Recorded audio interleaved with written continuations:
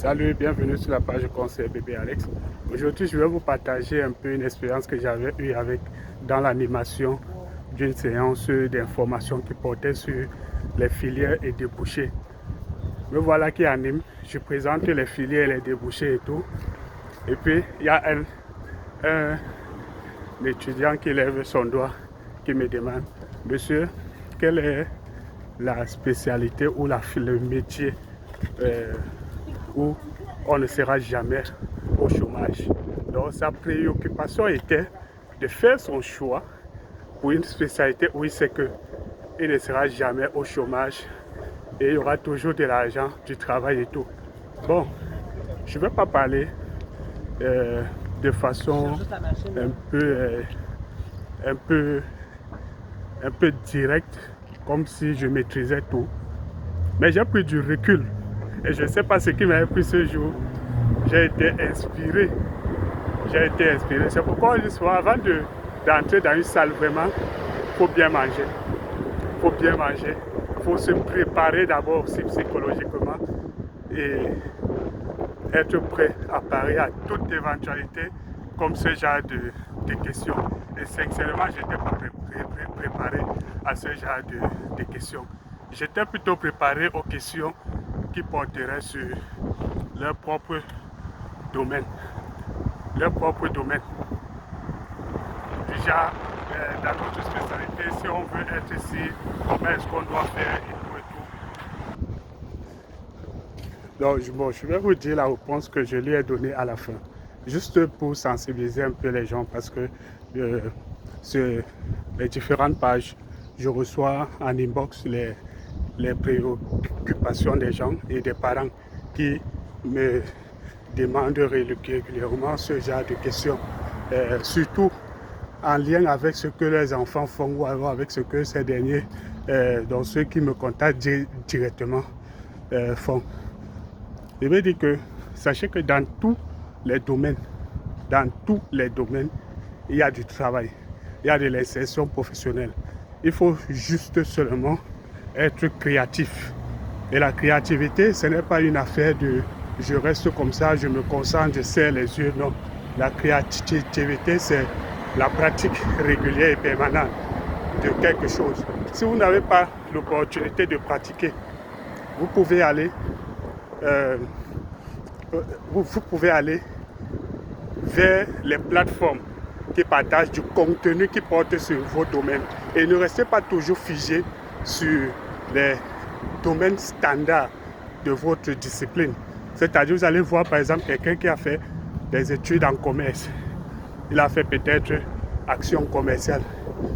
Tout pour lui, il va seulement s'intéresser à tout ce qui porte sur le domaine du commerce, les actions commerciales et tout. Alors que dans ce domaine-là, il y a plusieurs autres sous-disciplines, au moins une centaine de sous-disciplines qui sont encadrées par le grand domaine qu'est action commerciale. Donc, ne limitez pas votre esprit. Allez au-delà de tout ce qu'il y a. Et même si vous avez de l'emploi, sachez que vous serez maintenu et vous serez promu en fonction de votre dynamisme dans l'entreprise, en fonction de votre partage en termes de créativité dans ces domaines. Donc c'est ce que je peux vous dire. Mais maintenant, sur la question, passer sur le plan pratique ou alors sur le plan de l'expérience ou statistique, il est sans ignorer qu'on a deux ou trois domaines importants où il est très difficile ici pour ceux qui s'engagent dans ces domaines-là de ne pas s'en sortir. C'est vrai, tous les métiers connaissent des crises. Ce n'est pas une question. Donc la question de savoir, existe-t-il un métier où il n'y aurait pas de crise? Tous les métiers connaissent les crises. Parce que s'il n'y a pas de clients, vous n'allez pas faire des chiffres. Vous pouvez produire, mais il n'y a pas de clients. C'est ça aussi le problème. Donc tous les métiers sont influencés par une quelconque crise qui pourrait frapper soit le pays, soit la région où vous êtes, soit même le monde. Maintenant, les domaines, si on peut le dire ainsi, où il est difficile, ou alors où on a toujours, par exemple, de la production et tout, vous n'allez pas certainement être surpris parce que c'est juste de la répétition. Ou alors pour ceux qui ne faisaient pas assez de recherche, vous pouvez aller au-delà. Je dis bien, il n'y a aucun domaine qui est supérieur à l'autre. Tous les domaines sont importants. De celui qui est comment dire, le balayeur de route jusqu'à l'astronaute, en passant par les différentes disciplines, sont importants. Donc toutes ces personnes sont importantes dans l'économie et même sur le plan social. Maintenant, les trois domaines où il y a toujours du mouvement économique, social, voire même politique. Le premier, je commence par le troisième. Le troisième, même s'il est nécessaire pour nous tous, mais moi je le classe ainsi. Vous pouvez faire votre classement, mais le troisième pour moi, c'est le domaine de l'alimentation. Quand on dit alimentation, ça concerne tout ça, l'agriculture et tout. Donc pour moi, en troisième position, je mets l'alimentation. En deuxième position, je mets le domaine de la médecine, donc de la santé, le domaine de la santé. Et en première position, même si c'est toujours dans l'un des domaines que j'ai cités, mais il se positionne à cheval entre plusieurs autres domaines qui va certainement ne pas surprendre d'autres, mais surprendre d'autres. C'est un domaine qui n'échappe à personne dans le monde. C'est vrai, même l'agriculture n'échappe à personne, la médecine non plus.